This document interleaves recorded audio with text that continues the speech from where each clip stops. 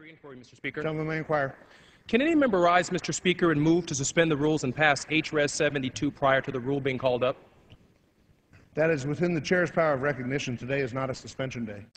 Further parliamentary inquiry, Mr. Gentleman may Speaker. inquire. Is there any provision in H.Res. 72 that will create jobs? Not a parliamentary inquiry, and the chair cannot answer that.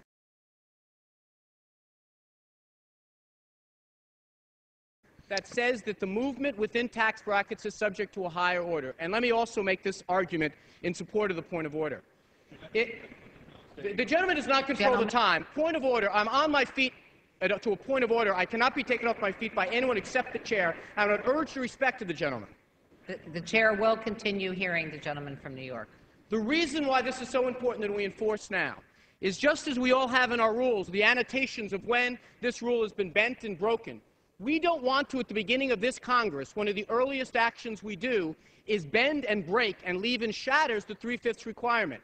This is a clear case where the changes, and you might believe it's a good thing to do, I just think there should be at least 3/5 of us under the rules that we agreed upon to raise the tax bracket, particularly since it's on middle-class Americans. When you're making $80,000 a year and you make an extra $200 in income, they want to increase your tax bracket. If we're going to do that, let's make sure it's with a 3/5 majority. And I urge that the point of order be upheld, and we have to vote on this by 3/5.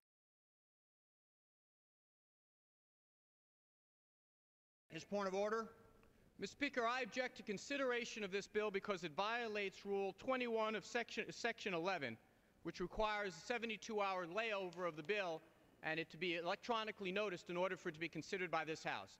This bill did not lay over for 72 hours. It was noticed at 1:42 p.m. on Tuesday.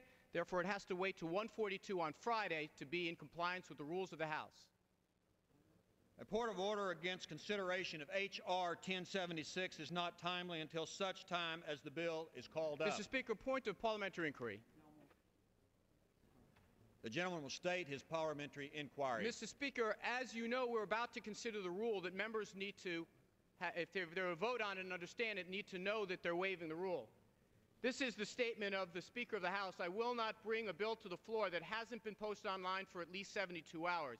Would the Speaker please clarify for the body that the 72 hours rule is either being waived or does not exist? The period of time on which the rule is predicated is not a number of hours, but rather a number of days.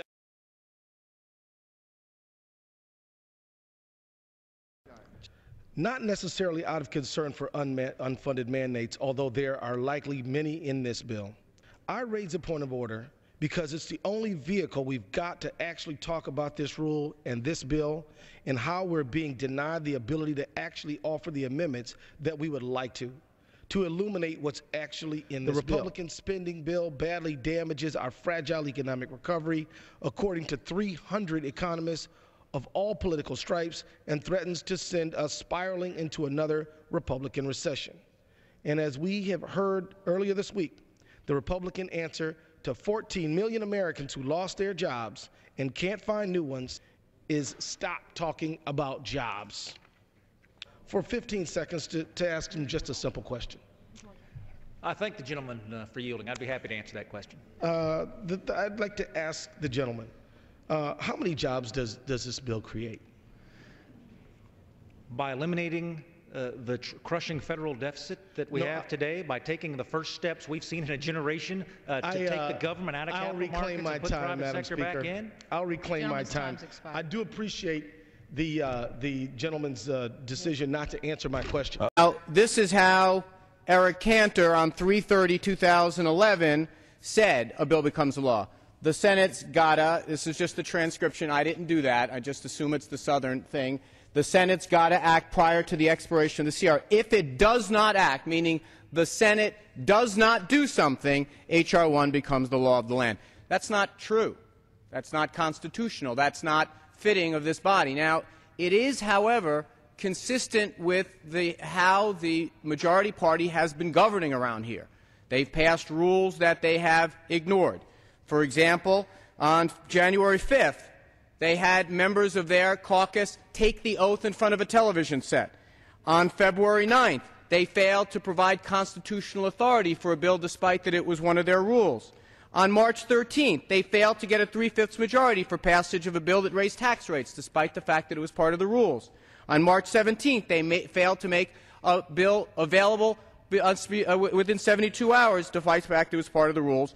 And just March 30th, they failed to include an offset for a new government program. The rules are not a big thing for them to follow, because this is why it's hard. It's a big book.